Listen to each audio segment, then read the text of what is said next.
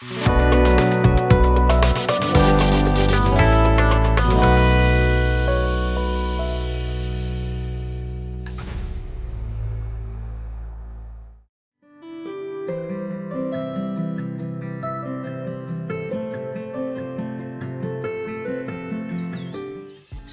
चिड़ैया।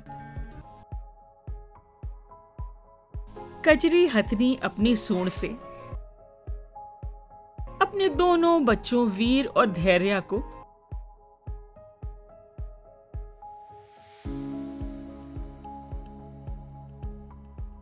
गुदगुदा रही थी। बच्चे अपने बड़े से कानों को तेजी से हिला रहे थे और घास में लौट रहे थे। धैर्य बोली, अम्मा, तालाब में पानी बहुत कम है, अब तो नहाने को भी नहीं मिलता। वीर बोला, हाँ, सूंड में पानी भरकर एक दूसरे पर छोड़ने में कितना मजा आता था। कजरी ने लंबी सांस ली और बोली, इंसानों द्वारा तेजी से मकान बनाने व पेड़ काटने से अब हर साल वर्षा घटती जा रही है। तालाब भी मिट्टी जमने से उथला हो गया और ज्यादातर वर्षा का पानी भी बह जाता है। श्वेता सारस, जो अपनी लंबी चोंच को पंखों में छुपाकर सोने की कोशिश कर रहा था, सोचने लगा कि यदि तालाब सूख गया तो उसे भोजन के लिए मछली भी नहीं मिलेगी। घटते हुए जल स्तर से टर टर मेंढक अनेक मछलियों के परिवार भी चिंतित थे। कम वर्षा के कारण पेड़ों पर भी अब घनी पत्तियां नहीं थी। लंबू जिराफ ने गर्मी के महीनों में अपने बच्चों के लिए थोड़ी पत्तियां तोड़कर पेड़ों की सबसे ऊपर की शाखाओं पर एकत्र करनी शुरू कर दी थी। सूर्यास्त के समय सब पशु पक्षी तालाब पर पानी पीने आते थे। सब दिन भर के अपने किस्से सुनाते थे। दिन भर में कौन कहाँ गया, किसने क्या अद्भुत देखा, क्या खाने को मिला। उस दिन कजरी हथनी ने सबका ध्यान आकृष्ट किया।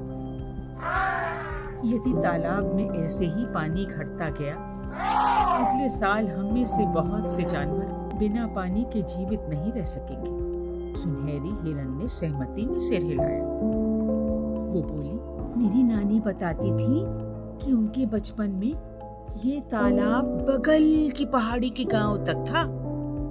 तब गांव में अच्छी खेती होती थी और फलों के बगीचे भी थे। चतुर कौआ बोला, हम कौए अक्सर खाने की तलाश में गांव तक जाते हैं।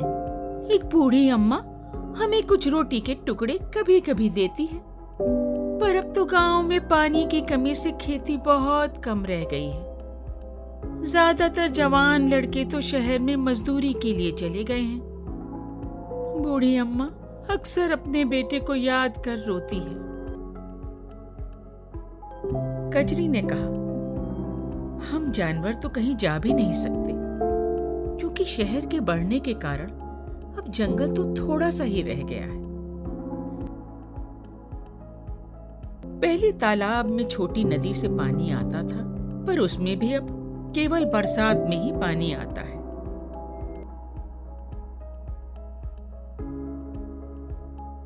मिट्ठू तोता बोला, नदी में जो थोड़ा पानी रहता भी है वो पहाड़ी पर बने नए होटल में ले लिया जाता है। मेरी मौसी का परिवार तो होटल के पेड़ों में रहने चला गया है। सुना है वहां इंसानों के तैरने के लिए कई स्विमिंग पूल बनाए गए हैं।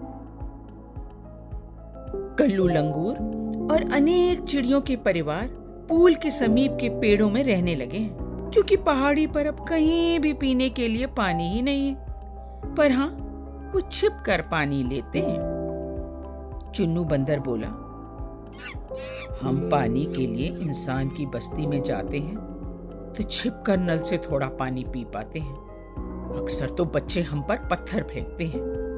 कजरी ने कहा, हमें मिलकर भविष्य के लिए कोई हल ढूंढना है। किसी के पास कोई सुझाव है?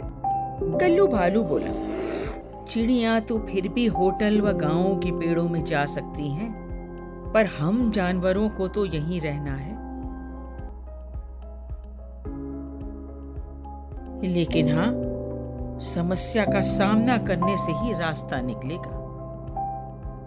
चतुर कौवे ने सुझाव दिया कि अगर हम बरसात से पहले तालाब को गहरा कर लें तो ज्यादा पानी एकत्र हो सकेगा।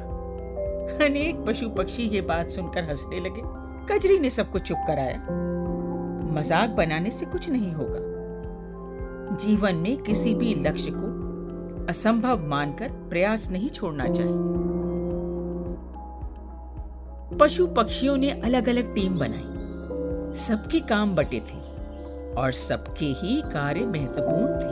श्वेता सारस के परिवार ने तालाब के चारों ओर लंबी चोंच से लकीरें खींची जहां तालाब को खोदा जाना था। चुन्नू बंदर, कल्लू भालू के परिवार रोज सूरज निकलने के बाद से ही मिट्टी खोदने का काम किया। उन्होंने पड़ोस के जंगल से अपने अनेक रिश्तेदारों को भी बुला लिया। जब वो थक जाते तो यामा कोयल, बुलबुल और अनेक चिड़िया उन्हें गाने सुनाकर उनकी थकान मिटाती।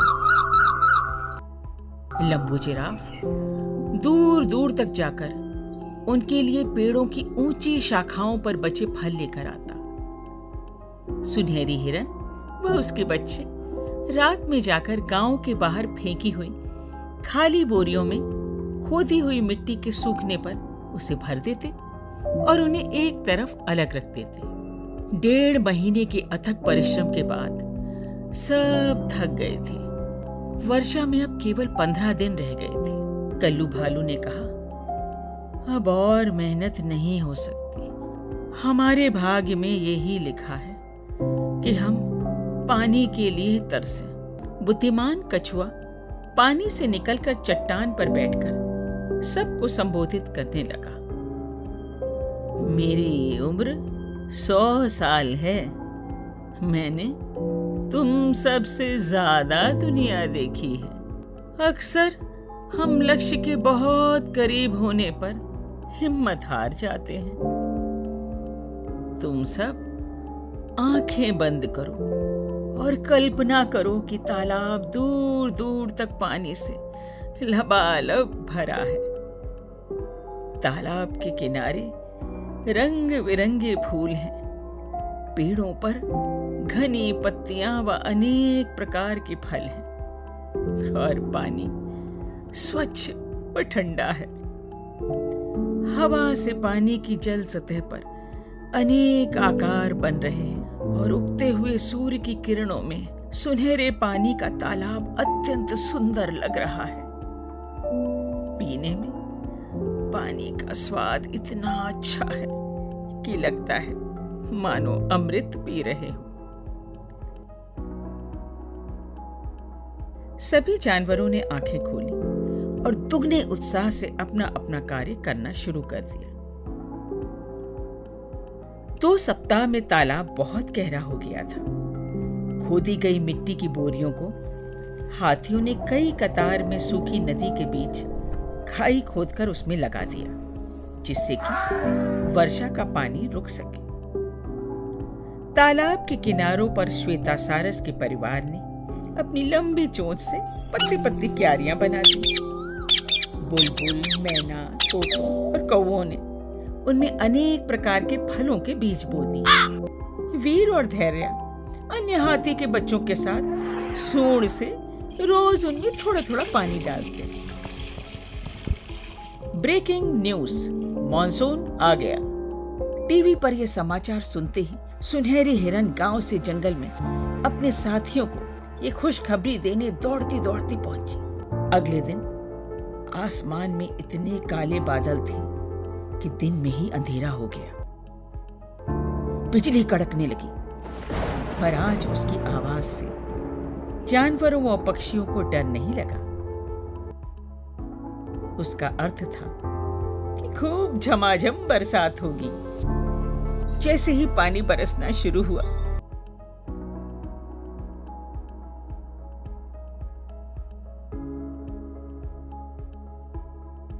सब चिड़िया जोर जोर से गाने लगी। कजरी ने मुन्नू बंदर वो चतुर कौवे को अपने ऊपर बिठा लिया और अपनी सूंड से इंद्र देवता को प्रणाम किया।